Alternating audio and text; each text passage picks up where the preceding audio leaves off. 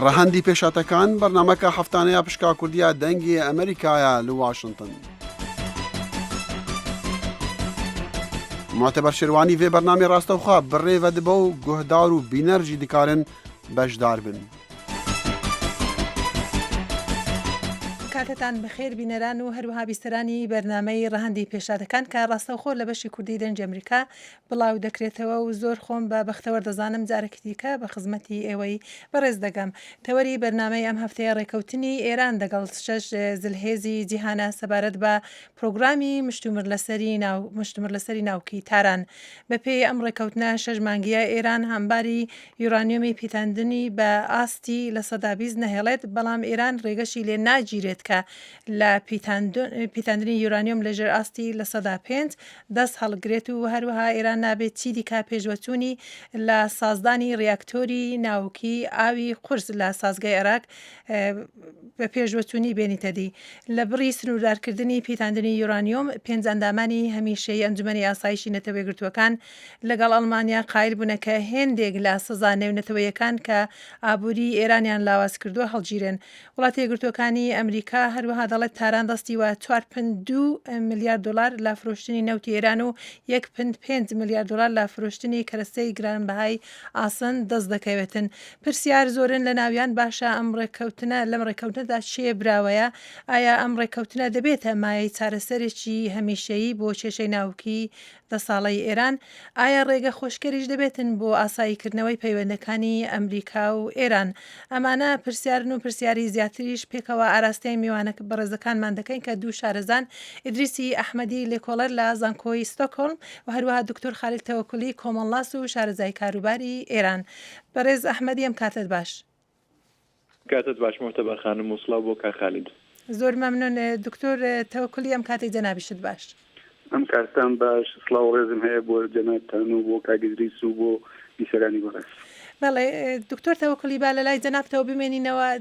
دیارە کاردانەوە زۆرا زۆر بووە وەکو ڕێبەری باڵای دینی ئێران ئەم ڕێکەوتنەی بە سەرکەوتن نابرد، هێندێکیان بە برد بە براوە ناویان بردووە بە سەرکەوتن بۆ گەلی ئەمریکا و گەلی ئێران. ڕوانینی خۆت لەم ڕێکەوتنە چیەوە؟ لە ئێران چۆن دەنگی داوەتەوە؟ بەڵێ وەڵا لە ئێرانیش هەر ئەو جۆرەکە باستان کرد زۆربەی باڵە سیاسیەکان چه ئەوانەی کە سەر بە باڵی ڕاست و محافزەکاری ئێرانن یا ئەوانەی کە سەر بە باڵی ڕەفۆرمخواز و چەپی ئێرانن ئەوانە پێشوازیان کردووە لە ئەو ڕێکەوتنە و بە شێوازی جۆرە و جۆر حمایەتیان کردووە لە ئەو کەسانەی کە بەناوی دیپلۆمات لەگەڵ ئەو وڵاتە دڵهێزانە مذاکرە و توێژیان کردووە. دیارە خودی خەڵکیش بەشێکی زۆر من پێم وابێ بەو دلیلە کە ئێران خەریکە لە شەڕ و دەرگیری و کوشت و کوشتار دوور ئەکەوێتەوە و هەروەها بەشێک لە ئابوووریەکەی کە ئێستا زۆر لاواز بوو زۆر وەزعیەتی ئابوووریەکە خراوە بۆ خەریکە باشتر ئەبێ لەوەش خۆشحاڵن و پێشوازیان کردووە لە ئەم گفتوگۆیانە و بە شێوەیەک لە شێوەکان حمایەتی خۆیان دەربڕیوە لە کاروباری حەسەنی ڕۆحانی و دەوڵەتی ئەم حەسەنی ڕۆحانی. بەڵێ باشە دکتۆر تەوەکولی خۆت ڕاتچیە لەسەر ئەو ڕێکەوتنە؟ وەڵا منیش دیارە پۆزیتیو تماشای مەسئلەکەکەم و منی شەرۆک و زۆربەی خەڵک پێم خۆش نییە کوشت و کوشتار بۆ وجود بێ یا ئەمریکا یا وڵاتانی دڵهێز هێرش بکەنە سەر ئێران یا ئێران بتوانێت چەکی ناوەکی بەدەست بێرێ یا بە جۆرێک ئابوووریەکەی لەوە لاوازتر بێ. دیارە تەواوی ئەوانە من پێم وابێ ئەتوانێت بە نەفعی خەڵک و بە نەفعی ڕەوتی دیموکراتیزاسیۆن لە ئێران بێت. بەڵێ بەڕێز ئیدریس ئەحمەدی جەنابەت ئەم ڕێکەوتنە چۆن هەڵدەسەنجێنی؟ ئەڵبەتە دەزانین ڕێکەوتنەی 6 مانگەیە، گرنگیەکەی لە چدایە؟ پێم وابێ گرنگەکەی لەو شتانەیدا کە کاک خالید فەرمووی، یانێ ئەم دوولایەنە کە پەیوەندیەکی نۆرماڵیان نییە توانیویانە بە ڕێکەوتنێکی کاتی بگەن و هەردوو لایەن دەتوانین بڵێن تا ڕادەیەک تەنازولیان کردووە بۆیەش هەردوو لایەن دەتوانن ئەم ڕێکەوتنەوەک و سەرکەوتنێک لە قەڵام بن. بەڵام لە عینی حاڵا من دەبێ ئەوەی لێ زیاد بکەم کە ئەم ڕێکەوتنێکی میانەییە، مەرج نییە کە تەرجمە ببێ بە ڕێکەوتنێکی دایمی بۆ چارەسەرکردنی قەیرانی ئەتۆمی ئێران. هەر لەو پەیوەندیشدا دەبێ ئەوەی لێ زیاد بکەین کە کێشەی نێوان ئێران و ئەمریکا کێشەیەکی زۆر قوڵتر و فڕەهەنترە تاکو ئەوەی کە بڵێن سنوردار بکرێ بە چەکی ئەتۆمی هەرچەند چەکی ئەتۆمی یاکەی مەسلەی بەرنامەی ئەتۆمی ئێران ئێستا ئەولەویەتی هەیە.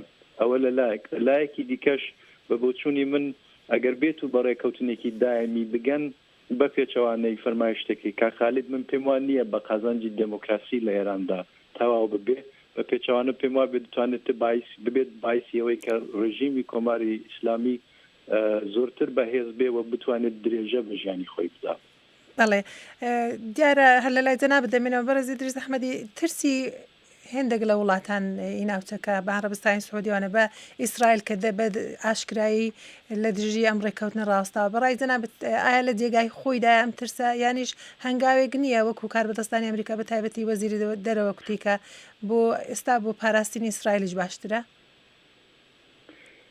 ترسی وڵاتانی ناوچە بە تایبەتی عەرەبستانی سعودی هەرچەند ئیسرائیل یەکێکە لە وڵاتانە کە زۆرتر ئەو ترسەی خۆی بەیانەکە بەڵام بە بۆچوونی من عەرەبستانی سعودی یەکێکە لە وڵاتانە کە زۆرتر دلیلی هەیە لە ئێران بترسێ بەهۆی ئەوەی کە زۆرتر نزیکە لە ئێران دەگەڕێتەوە سەرەوەی کە پاش بەهاری عەرەبی ئێمە بینین کە نیزامی ڕۆژهەڵاتی نێوەڕاست لە بڵێن بەرەو هەڵوەشانەوە دەڕوە بەڕاستیا توانین بڵێن ئەم پرۆسەیە 2003 بە ڕوخاندنی حکوومەتی باس دەستی پێ کرد دواتر یا پێشەوەش ڕوخاندنی حکوومەتی تاڵەبان کە بۆشاییەکی دروست کردە و بۆشاییە ئەمریکا نیازی بوو کە بۆ خۆی پڕی بکاتەوە بەڵام ببینین کە ئێران پڕی کردوێتەوە لە حاڵەتێکی ئاوادا ئەگەر بێت و ئێران چەکی ئەتۆمی بەدەست بێنێ من پێم وابێ نیگەرانیەکە لەو پەیوەندیەدا هەیە بەجێیە بەو مانای کە ئێرانی کە ئێستا خاوەن چەکی ئەتۆمی نییە بینین لە سووریا چیەکە لە لوبنان چیەکە لە فەلەستین چ دەکا ئەگەر بێت و چەکی ئەتۆمی بەدەست بێنێ ئەوەندەی دیکە سوور دەبێت لە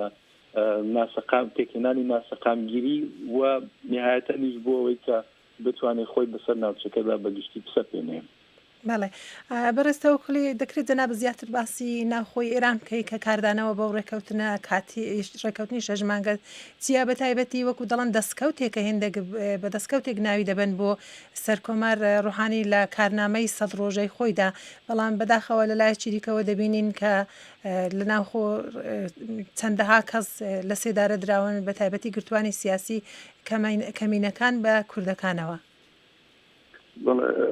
ئەو شتێکە حەسەن ڕوحانی بەڵێنی دابوو لە کاتی هەڵبژاردن و لە وەختی تەبلیغاتدا کە دێت هەوڵ ئەدا لە سیاسەتی خارجی سیاسەتێکی خارجی عاقڵانەتر پەیڕەو بکات و بتوانێت لەگەڵ وڵاتانی زلهێز بە جۆرێک بە تەوافق بگات دیارە توانی لەم 100 ڕۆژە ئەو بەڵێنە بێنێتە دی و دوێنێ شەو بە شانازیەوە باز لەوە کە بەڵێ من کەسێکم کە ئەتوانم بەڵێنەکانی خۆم بەڕێوە بۆم و بیان هێنمەدی پێم وابێ زۆر تەسیری بووە لەسەر خەڵک کاریگەری زۆری لەسەر خەڵک بووە بە تایبەت خەڵک زۆر باسی وەزیەکەن و دێن هەڵیە سنگێنن کە وەزیەتی دولار و ئەرز خەریکەتی لێ دێ وەزیەتی تەڵا خەریکەتی لێ دێ وەزیەتی کاروباری مەسکەن و ماڵ و ئەمانەتی و چاوەڕوانیەک لەناو کۆمەلگادا هەیە کە وەردە شتەکان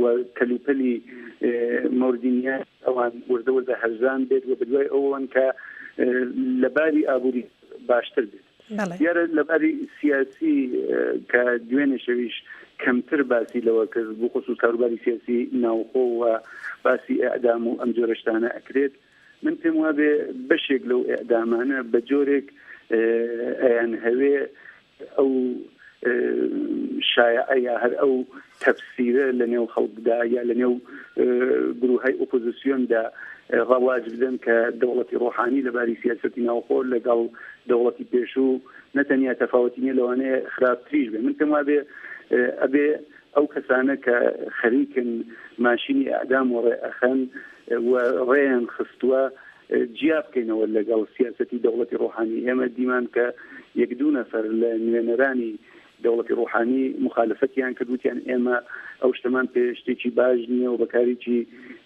ناشرین لە قەڵەمیاندا کە ئەعدام بکرێت دیارە لە ئێراندا قووەت‌قەزایی مجریە دوو حزبی لە یەک جیاوازن و ئەو کارە کە ئێستا دەکرێت من پێم وایە لەژێر قەزاییەوە ئەگەر ڕەخنەیەکیش ئەگیرترێت ئەبێ لەو هێزە بگیرترێت نەک لە دەوڵەتی ڕۆحانی هەرچەند کە ڕۆحانی وەکو سەرۆک کۆمار و کەسێک کە پارێزەری یاسای بنەڕەتی ئێرانە و سوێندی خواردووە کە بەرگری بکە لە مافی خەڵک ئەبێ لەسەر ئەوانە هەڵوێستێکی ڕۆشنتر و شەفافتر بگرێت. ئەمە ئەوەی کە ئێستا ئێمە ئەیبینین من پێم وایە لەگەڵ ڕابردوو تەفاوتێکی یەکجار زۆری هەیە. یعنی ئەگەر جاران کەسێک ئەعدام ئەکرا لە ڕەسانەکان باستابی کەمتر بوو یا لە ناوەخۆ چالاکەکان کەمتر ئەیانتوانی ئاعتراض بکەن یا تەنانەت خەبەرەکان بڵاو بکەنەوە. ئێستا وەزعیەت بە جۆرێکی ترە ئازادی تا حدێکەیە ئەکرێ ئاعتراض بکرێ ئەکرێ خەبەرەکان بڵاو بکرێتەوە و لەسەری قسە بکرێت تەنانەت چانەزەنی بکرێت و وتوێژ بکرێت لەگەڵ سەرانی دەوڵەت ینی وەکارێک بکرێت کە بەر بەو یادامانەت بگیترێت.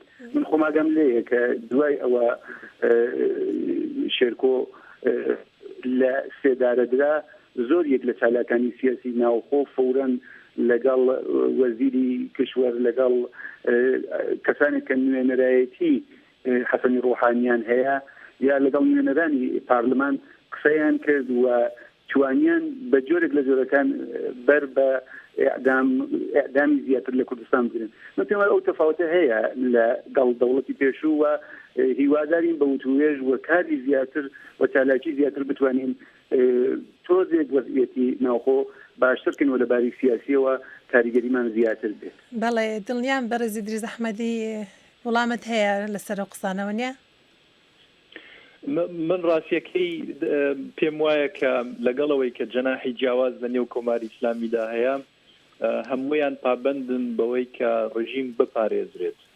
بەڵام لەگەڵ ئەوەش کە من موافقی ئەو قسانەی کاک خالیدم بەو مانای کە لە نێو خودی ڕژیمدا هەندێک جەناح هەن کە عەقلانی تر بۆ مەسەلەکە دەڕۆن. یعنی پیان وایە کە لە باتیەوەی کە زۆر کەڵک لە زەبروزەنگ وەربگیرێت لەوانە بۆ نمونە ئێعدامکردن باشتر وایە کە هەوڵ بدرێت کە کەمتر زەبروزەنگ بەکار بدرێت بۆی کە میزان بپارێزن. یعنی لەو ڕۆوە من موافقم کە جیاوازیەکان پێکەوە هەیە، بەڵام جیاوازیەکان دەگرێتەوە سەر جیاوازی لەسەر مێتۆد، ناگەرێتەوە سەر جیاوازی ئیدئۆلۆژیەکی بڵێن قوڵ یاکەی لەسەر بەرنامە استراتیژیکەکانی کۆماری ئیسلامی. بە تایبەتی بۆ ئێمەی کورد من پێم وایە بێ زۆر واقعبینانە سیاست لە ئێراندا بخوێنینەوە. هەموو ئەم جەناحانە بەرامبەر بە ئێمە لە بنەڕەتە یەک ڕوانگەی ئەمنیەتی و استراتیژیکیان هەیە و ئەویشەوەیە کە ئەگەر یەکیان بیهێوێ ناسیۆنالیزمی کوردی و ناسنامەی کوردی نەتەوەی بە تەواوی بنبڕ بکە، ئەوی دیکەیان دەیەوێت لە ڕێگای سیاسەتی عەقلانی ترەوە مەهاری بکە.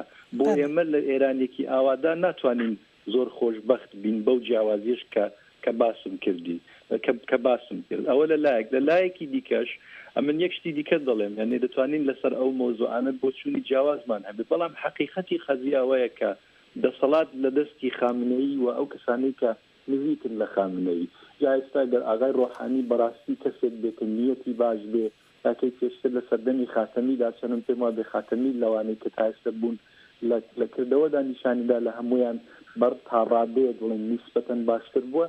ئەمە لەگەڵ ئەوەی کە تەنانەت بڕوات بەم کەسانەش بکەین، بەڵام ناتوانین چاوپۆشی لەوە بکەین کە ئەوە خامنەیە کە قسەی ئەوەڵ و قسەی آخر دەکات لە کۆماری ئیسلامی و تا ئەو وەزات بووە بزێنێتەوە من پێم وایە نابێت چاوەڕوانیەکی زۆر ئەوتۆمان هەبێت کە گۆڕانێک لە ئێراندا بێتە تایەوە کە بە قازانجی دموکراسی و مافی مرۆڤ بەگشتی بێ و بە قازانجی مافی نەتەوایەتەکانی دلی کورد بێ. جوتان لە بەرنامەی ڕەهەندی پێشاتەکانەوە ئەم بەرنامەی ڕاستە و خۆ بڵاو دەبێتەوە لە دەنجی ئەمریکا. ئێوەش دەتوانن سەر ڕایەوەی کە جۆڵی ڕدەگرن ئەو بەرنامەیە دەبینن بەشدارێکی چالاک بن لەم بەرنمەیە بە ژمارە تەلەفۆنی 1202 619 ببورن 619 32. بەرز ئیدریس ئەحمەدی هەر لە لای جەنابەت دەمێنمەوە.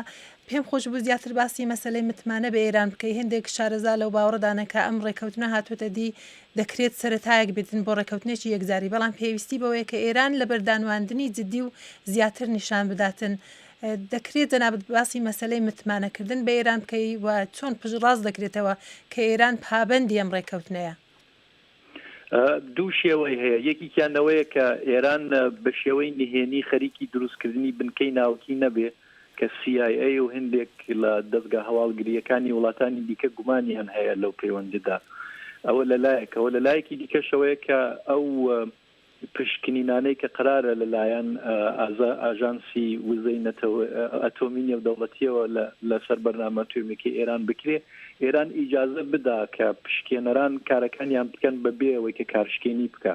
چونکە لەم پەیوەندیدا ئێمە دوو نمونەی باشمان هەیە. یەکێکیان عێراقی ساڵەکانی 90دا هەر کاتێک ئەمریکا لە ڕێگای فشارەوە عێراقی ناچار دەکرد کە ڕێکەوتنێک بکە و وڵاتانی دیکە پشتیوانی ئەمریکایان دەکرد، ماوەیەکی زۆری پێ نەدەچوو دەستی ڕژیمی باسدەستی دەکرد بە کارشکێنی و دەگەڕانەوە خانەی یەکەم. ئەوە لایەکی دیکەی نمونەی کورەی باکوورمان هەیە لەگەڵەوەی کە ئەمریکا کۆمەڵێک بڵێن کۆمەڵێک پاکەتێکی لە بابەتی ئەوەی کە ئێستا بە ئێرانیانداوە بە کوورەیاندا لە ساڵی 95 هەرچەند گفتوگۆکان لە 94ەوە دەستی پێکرد، بەڵام بینیمان کە دوجار کورەی باکوور پابەند نەبوو بە بەڵێنیەکانی. جا بۆیە بەڕاستی ئەگەر ئێران بیهەوێ متمانەی کۆمەلگای نێودەوڵەتی و بەتایبەتی ئەمریکا کە هێزی سەرەکیە بەدەست بێنێ، ئەبێ کاری نهێنی نەکە و نابێت کارشکێنی بکە لە کاری بڵێن پشکێنرانی ئاژانسی وزەی نێونەتەوەی. بەڵێ دکتۆر تەوەکولی لەگدانەوەی جەنابەتیە لەسەر مەسلەی میکانیزم بۆ پشتڕاستکردنەوەی کە ئێران لایەنی ئەو بەشەی کە لە ئەستۆیەتی ئەو ڕێکەوتنە جێبەجێ دەکات. من پێم وایە بێ ڕۆژ ئاوا شناختێکی زۆر باشی هەیە لە ئەو دیپلۆماتانەی ئێران و لە دەوڵەتی ئێستای ئێران. دیارە ئەگەر دەوڵەتی ئەحمەدی نژاد وایە ئەو متمانەی نەکردە و بەم زوانە و بۆم سرعەتە حاضر نەبووە لەگەڵ ئێرانە تەوافقێک ئیمزا بکات.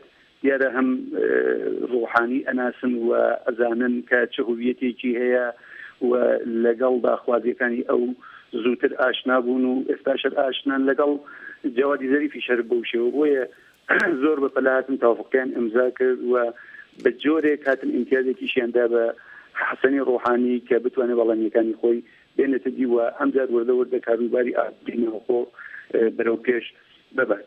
یارە ئەگەر هەر ئەم ڕەوتە بەرەو پێش بچێت، من پێم وایە بێ متمانەکان زۆرتر ئەبێ هەرچەند کە نە لە ئێران و نە لە لایەنی بەرامبەریشیا هیچ شتێک زۆر قابلی پێشبینی نییە و ناتوانین بە متمانەیەکی تەواو بڵێن کە ئایا ئەمانە متمانەکەن بە یەکتر و ئایا تا ئاخرین قۆناغ هەر ئاوا بە دەم بە پێکەنین ئەبن و هەر بەم شێوە تەوافقنامەکان ئیمزاکەن یانە. لە ئێران گرفت بەتایبەت ئیسا لایەنە چەمڕەوەکان وردە دەستیان بەوە کردووە کە بێن ڕەخنە بگرن لە تەوافقنامەکە فشار بێرن بۆ دەوڵەتی حەسەنی ڕوحانی تەنانەت لە ناوخۆ کارهای مثلا وەزیرەکەی ئستیزاع ئەگەر بکرێت نەهێڵن لەباری ئابووریەوە بەرەو پێش بچێت. این خەریکن لەو کارانە ئەکەن، بەڵام ئەمانە تا ئێستا تعدادیان زۆر کەمە، کەسانێکی زۆر کەمن و زیاتر ئەو کەسانن کە وابەستە بوون بە لایەنی مصباحی یەزدی و وابەستە بوون بە بەرەی پایەداری لە ناو باڵە سیاسیەکانی ئوسولگەراکان و لە ئەبینی لە ئەمریکایش و لە لایەنی بەرابەری ئێرانیشا زیاتر لابی ئیسرائیل خەریکە کارەکات. هەردوو لە یعنی ئەو کەسانەی کە ئیسا دژ بە ئەو تەوافقنامە خەریکم کار دەکەن و ڕاوەستاون لە ئەقەلیەتدان و زۆر کەمن.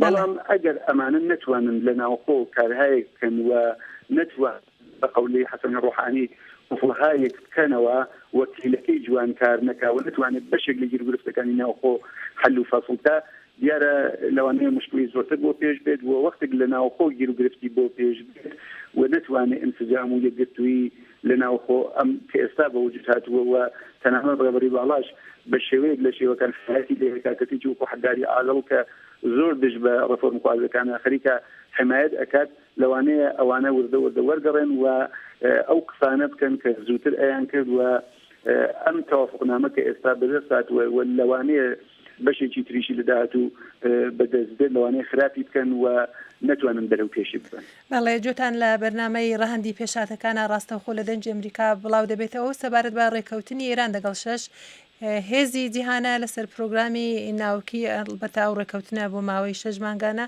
دکتۆر تەوەکولی لە ناو ئێران لەگەڵماندا هەروە ئیدریسی ئەحمەدی لە ستۆکهۆلم لەگەڵماندایە.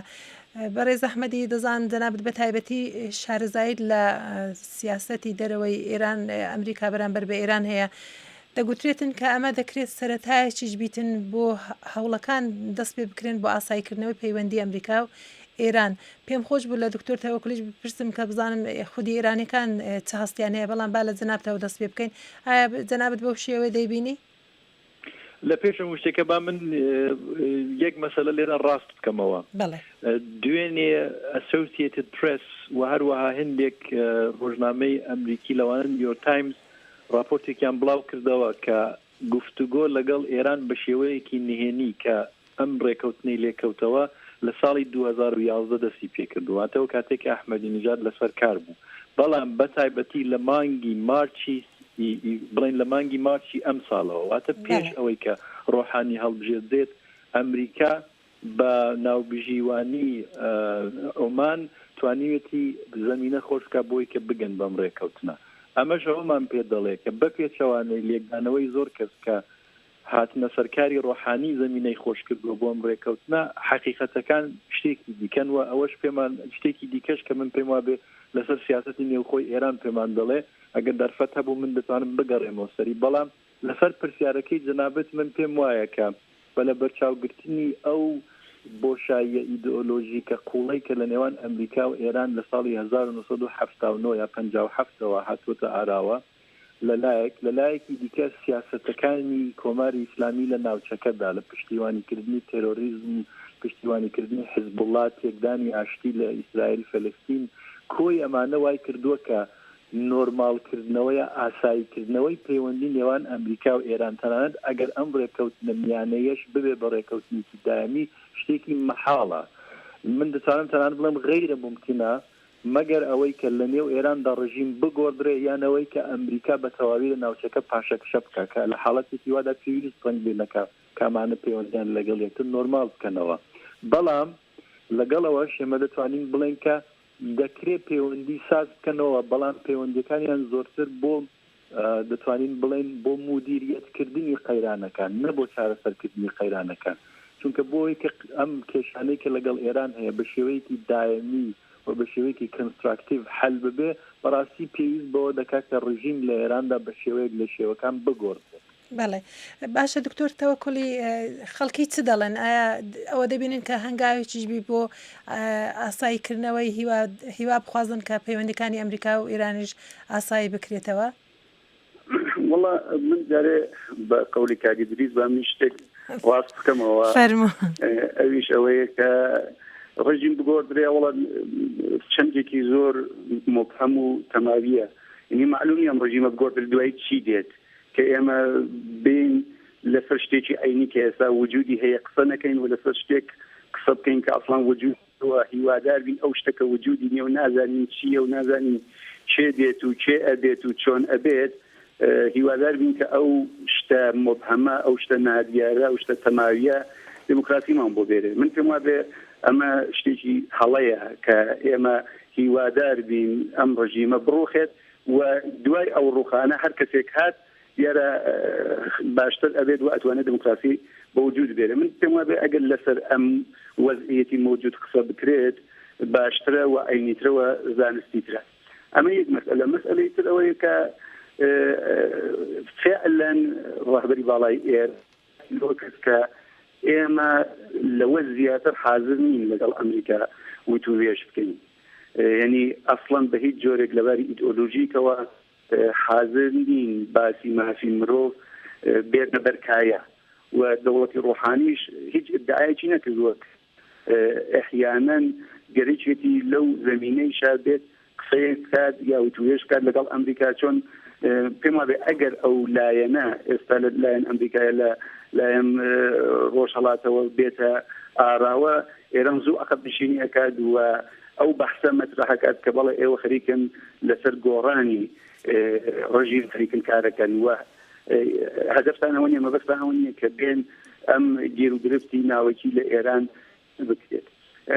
دەوڵەت ڕۆحانیش بەوەی زانیوە و ئەزانێ لایەنی محافزەکار ئیسە بەشێکیان لە دەوڵەتی ڕۆحانی حمایەتەکەن و پشتیان گرتووە ئەگەر بەحسی ئیدئۆلۆژیک مەطرح بێت و گەرەکیان بێ باسی مافی مرۆڤ یا گۆڕانکاری لە سیاسەتە ناوخۆیەکانی ئێران بە نەفعی مافی مرۆڤ بێتە ئاراوە زوو عەقەبنشینیەکەن و حاضر نین ئەم تەوافقانش کە تا ئێستا بەڕێوە چووە ئیمزای زیاتر بکەن و زیاتر حمایەتی لێ بکەن.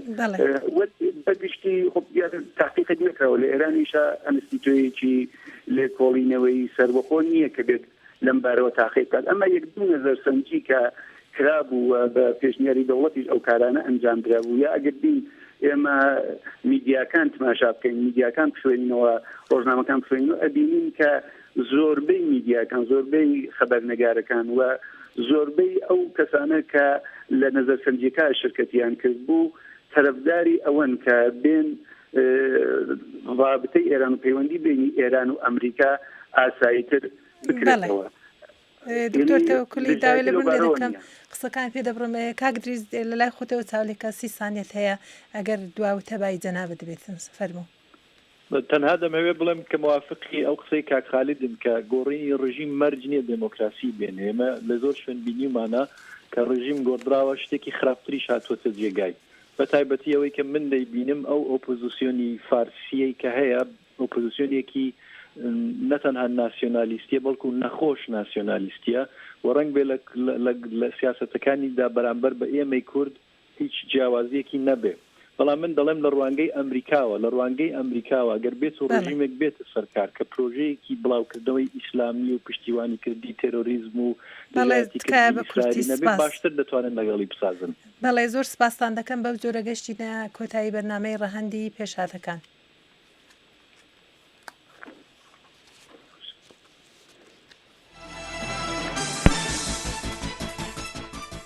ڕەهەندی پێشەتەکان بەرنامەکە هەفتانەیە دەنگی ئەمریکا بوو لە واشنگتن.